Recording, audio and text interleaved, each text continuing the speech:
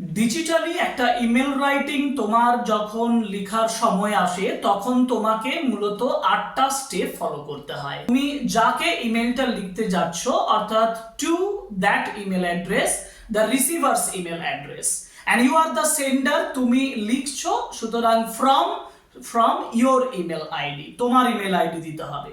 তারপর তোমাকে subject line লিখতে হবে।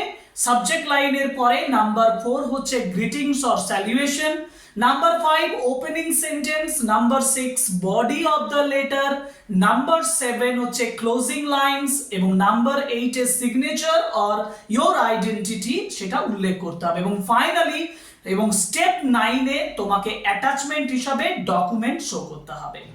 এইভাবে তুমি একটা সুন্দর ইমেল লিখতে পারো এবং ডিজিটালি ইমেল একজনকে সেন্ড করতে পারো, এবং এক্সামের ক্ষেত্রেও এই স্টেপ তোমাকে ফলো করতে হবে।